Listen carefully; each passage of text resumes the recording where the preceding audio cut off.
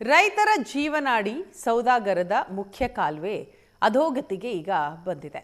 ಸೌದಾಗರ ಜಲಾಶಯದ ಮುಖ್ಯ ಕಾಲುವೆ ಲೀಕೇಜ್ ಆಗ್ತಾ ಇದೆ. ಇದರಿಂದ ರೈತರಿಗೆ ಸಂಕಷ್ಟ. ರೈತರ ಜೀವನಾಡಿ ಈ ಸೌದಾಗರ ಜಲಾಶಯ, ಈ ಮುಖ್ಯ ಕಾಲುವೆ ಏನಿದೆ ಇದು ಲೀಕೇಜ್ ಆಗ್ತಾ ಇದೆ. ಯಾದಗಿರಿಯ ಸೌದಾಗರ ಬಳಿಯ ಜಲಾಶಯದ ಮುಖ್ಯ ಕಾಲುವೆ, ಈ ಜಲಾಶಯದಿಂದ ಕಾಲುವೆಗೆ ನೀರು ಹರಿದ್ರೂ ರೈತರ ಜಮೀನಿಗೆ ಮಾತ್ರ ನೀರು ಬರ್ತಾ ಇಲ್ಲ. ಹತ್ತಿಕುಣಿ, ಯಡಳ್ಳಿ, ಸೌದಾಗರ 16 ಗ್ರಾಮಕ್ಕೆ ಇದೇ ಕಾಲುವೆ ಆಧಾರ. ಆದರೆ ಕಾಲುವೆಯ ಎರಡೂ ಬದಿಯಲ್ಲಿ ಬಿರುಕು ಬಿಟ್ಟಿದೆ. ಕಾಲುವೆಯಲ್ಲಿ ನೀರೇ ಇಲ್ಲ. ಕಾಲುವೆ ಉದ್ದಕ್ಕೂ ನೀರು ಪೋಲಾಗ್ತಾ ಇದೆ. ದುರಸ್ತಿಯೇ ಮಾಡ್ತಾ ಇಲ್ಲ. ಅಧಿಕಾರಿಗಳ ದಿವ್ಯ ನಿರ್ಲಕ್ಷ್ಯದಿಂದ ರೈತರ ಬೆಳೆ ಒಣಗ್ತಾ ಇದೆ. ನೀರಿಲ್ಲದೆ ರೈತರ ಬೆಳೆ ಒಣಗ್ತಾ ಇದೆ. ನೀರಾವರಿ ಅಧಿಕಾರಿಗಳ ವಿರುದ್ಧ ಈಗ ಅನ್ನದಾತರು ಆಕ್ರೋಶವನ್ನ ಹೊರಹಾಕಿದ್ದಾರೆ.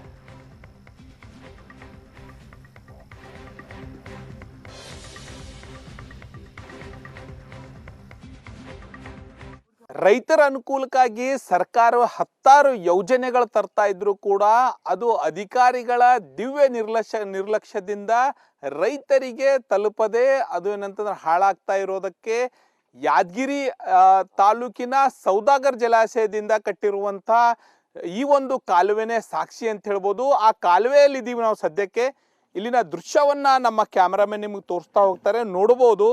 ಇದು ಏನಂತಂದ್ರೆ ಸೌದಾಗರ ಜಲಾಶಯದಿಂದ ನಿರ್ಮಿಸಲಾದಂಥ ಕಾಲುವೆ 16 ಕಿಲೋಮೀಟರ್ವರೆಗೂ ಏನಂತಂದ್ರೆ 100 ಎಕರೆ ಭೂಮಿಗೆ ಏನಂತಂದ್ರೆ ನೀರು ಉಣಿಸಬೇಕಾದಂಥ ಕಾಲುವೆ ಇವತ್ತು ಅಧಿಕಾರಿಗಳು ಮತ್ತು ಜನಪ್ರತಿನಿಧಿಗಳ ದಿವ್ಯ ನಿರ್ಲಕ್ಷ್ಯಕ್ಕೆ ಈ ನೀರು ರೈತರ ಹೊಲಗಳಿಗೆ ತಲುಪದಂಥ ಪರಿಸ್ಥಿತಿ ನಿರ್ಮಾಣಗೊಂಡಿರುವಂಥದ್ದು ನೋಡ್ಬೋದು ನೀವು. ಕಾಲುವೆಯ ಪರಿಸ್ಥಿತಿ ಯಾವ ರೀತಿಯಾಗಿದೆ ಅಂತೇಳಿ ಮುಟ್ಟಿದ್ರೆ ಇದು ಒಂದು ಈ ಕಾಲುವೆದೇನೊಂದು RCC ಇದೆ, ಮುಟ್ಟಿದ್ರೆ ಏನಂತಾರೆ ಹಪ್ಪಳದಂತೆ ಏನಂತಂದ್ರೆ ಕೆತ್ಕೊಂಡು ಬರ್ತಾ ಇದೆ. ನೋಡ್ಬೋದು ನೀವು ಈ ರೀತಿ ಏನಂತಂದ್ರೆ ಪರಿಸ್ಥಿತಿ ಈ ಒಂದು ಕಾಲುವೆದಾಗ್ಯದ. ಖಾಲಿ ಮುಟ್ರು ಸಾಕು ಏನಂತಂದ್ರೆ ಕಿತ್ಕೊಂಡು ಹೋಗ್ಲತ್ತದು. ಈ ರೀತಿ ನಿರಂತರವಾಗಿ ಇದು ಕಾಲುವೆ ಎಲ್ಲೆಲ್ಲಿಗೆ ಹೋಗಿದೆ ಇದೇ ರೀತಿಯಾದಂಥ ಪರಿಸ್ಥಿತಿ ಇದೆ. ಟೋಟಲಿ ಆ ಕಾಲುವೆಯಲ್ಲಿ ಸೆಂಟ್ರ್ನಲ್ಲಿ ಅಲ್ಲಲ್ಲಿ ಬಿರುಕು ಬಿಟ್ಟು ನೀರೇನಂತಂದ್ರೆ ಜಲಾಶಯದಿಂದ ನೀರು ಬಿಟ್ಟಾಗ ನೀರು ಸಂಪೂರ್ಣವಾಗಿ ಜಾನಿ ನೆಂದ್ಕೊಂಡು ಏನಂತಂದ್ರೆ ಭೂಮಿ ಸೇರ್ತಾ ಇದೆ. ಆದ್ರೆ ರೈತರು ಹೊಲ ಸೇರ್ತಾ ಇಲ್ಲ. ಇವತ್ತೇನಂತಂದ್ರೆ ಸರ್ಕಾರ ರೈತರು ಅಭಿವೃದ್ಧಿ ಆಗಬೇಕು, ರೈತರು ಬೆಳೆ ಬೆಳಿಬೇಕು. ರೈತರು ಇವತ್ತು ಮಳೆ ಕೈ ಕೊಟ್ಟರು ಏನಂತಂದ್ರೆ ಈ ಒಂದು ಜಲಾಶಯ ನೀರುಗಳು ಈ ರೀತಿ ಏನಂತಂದ್ರೆ ಸರ್ಕಾರ ನಿರ್ಮಾಣ ಮಾಡಿರುವಂಥ ಜಲಾಶಯಗಳು ರೈತರ ಕೈ ಹಿಡಿಬೇಕಂತ ಹೇಳಿ 100 ಕೋಟಿಗಟ್ಟಲೆ ರೂಪಾಯಿ ಖರ್ಚು ಮಾಡಿ ನಿರ್ಮಾಣ ಮಾಡಿರುವಂಥ ಇಂಥ ಒಂದು ಕಾಲುವೆಗಳು ಇವತ್ತೇನಂತಂದ್ರೆ ರೈತರಿಗೆ ಏನಂತಂದ್ರೆ ಅನುಕೂಲ ಆಗಬೇಕಾದಂಥ ಕಾಲುವೆಗಳು ಇವತ್ತೇನಂತಂದ್ರೆ ಅನಾನುಕೂಲತೆ ಆಗ್ತಾ ಇರುವಂಥದ್ದು. ಇದಕ್ಕೆ ದಿವ್ಯ ನಿರ್ಲಕ್ಷ್ಯ, ಇದಕ್ಕೆ ಪ್ರಮುಖ ಕಾರಣ ಏನಂತಂದ್ರೆ ಜನಪ್ರತಿನಿಧಿಗಳು ಮತ್ತು ಅಧಿಕಾರಿಗಳ ದಿವ್ಯ ನಿರ್ಲಕ್ಷ್ಯ. ಇಲ್ಲಿನ ರೈತರಿಗೆ ಕೂಡ ನಾ ಮಾತಾಡಿಸ್ತಾ ಹೋಗ್ತೀನಿ. ಎಷ್ಟು ವರ್ಷದಿಂದ ಈ ರೀತಿ ಇದು ನಿರ್ಮಾಣ ಯಾವಾಗ ಮಾಡ್ಯಾರ್ರಿ ಮತ್ತು ಎಷ್ಟು ವರ್ಷದಿಂದ ಹಿಂಗೆ ಸಮಸ್ಯೆ ಆಗ್ಯಾರ? ಕೆನಲ್ ಮಾಡಿಸಿ ಜಗ್ಗಿದ್ದು ಕೊಲೆ ಕೆಲವೇ ದಿನ ಆಯ್ತು ರೀ ಈಗ ಮಾಡಿ ಕೇಸಿ. ಇದು ಕೆಟ್ಟು ನಮ್ಮ ನೆನಪಿಲ್ಲ ಹೋಲಕೈತೆ ಅಂತಂದ್ರೆ ಒಂದು 8 ವರ್ಷ ಆಯ್ತು ರೀ. 8 ವರ್ಷ, ಸುಮಾರು 8 ವರ್ಷದಿಂದ ಸ್ವಲ್ಪ ರಿಪೇರ್ ಮಾಡ್ಕೊಂತ ಸ್ವಲ್ಪ ನೀರು ತಲುಪ್ತಾವ್ರಿ. ಒಂದು ಸ್ವಲ್ಪ ನೀರು ಅಷ್ಟು ಅಂತಂದ್ರೆ ಹಳ್ಳಕ್ಕೆ ಹೋಗ್ತದ್ರಿ. ಎಲ್ಲ ನೀರು ಮಿಕ್ಕಿ ನೀರು ಸ್ವಲ್ಪ ಬರ್ತದೆ ರೀ ನೀರು ಅಷ್ಟೇ. ಈಗ 8 ವರ್ಷದಿಂದ ಇದೇ ಥರ ಅದ್ರಿ ಕೆನಲ್. ಏನು ಉಪಯೋಗ ಮಾಡತ್ತೀರಿ? ಇವು ನೀರುಗಳು ಯೂಸ್ ಮಾಡತ್ತೀರಿ? ನೀರು ಯೂಸ್ ಮಾಡ್ತೀವಿ ಇಷ್ಟೊತ್ತಿಗೆ ಬಿಟ್ಟು ಒಂದು ತಿಂಗಳ 1.5 ತಿಂಗಳಾಗನೈತೆ ರೀ. ಇನ್ನು ಅವ್ರಿಗೆ ನೀರು ಬಿಟ್ಟಿಲ್ರಿ. ಈಗ ಬೆಳೆ ಬಿತ್ತಿ 2.5 ತಿಂಗಳಾಯ್ತು ರೀ. ಇನ್ನೂ 2.5 ತಿಂಗಳದಾಗ ಬೆಳೆ ಬರ್ತದೆ ನಮ್ಮದು. ಇನ್ನು ಅವರಿಗೆ ನೀರು ಮುಟ್ಟಿಲ್ರಿ ನಮ್ಮ ಭೂಮಿ ಹತ್ರ.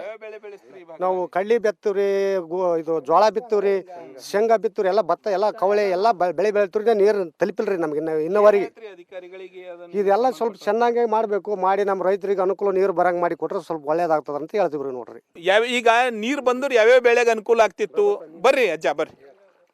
ಈಗ ನೀರು ಬಂದ್ರು ಪ್ರೆಸೆಂಟ್ ಅಲ್ಲಿ ಯಾವ್ಯಾವ ಬೆಳೆಗಳಿಗೆ ಅನುಕೂಲ ಆಗ್ತಿತ್ತು ಅಜ್ಜ ಹೇಳಿ? ಎಲ್ಲ ಮಾಡಿ ಬೆಳೆಗಳು ಎಲ್ಲ ಅನುಕೂಲ ಆಗ್ತದೆ ನೋಡ್ರಿ. ಇವು ನೀರು ಆದ್ರ ಅದಕ್ಕೆ ಅನುಕೂಲ. ಬರೀ ಆಳಕ್ಕೆ ಸೇರ್ತಾವೆ ಹೋಯ್ಕೇಸಿ ಏನಿಲ್ಲ. ನಾವು ಬರೀ ನೀರು ಕಣ್ಣಿಗೆ ನೋಡ್ಬೇಕು, ಬಾಯಿಗೆ ಒಂದು ತುಟ್ಟು ಬರ್ಲಾಕಿಲ್ಲ.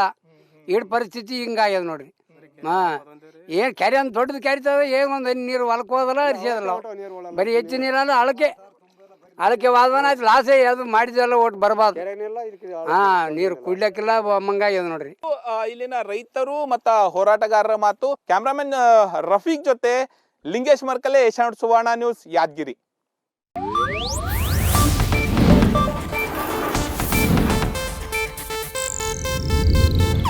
ಇದು ಏಷ್ಯಾನೆಟ್ ನ್ಯೂಸ್ ನೆಟ್ವರ್ಕ್ ಪ್ರಸ್ತುತಿ.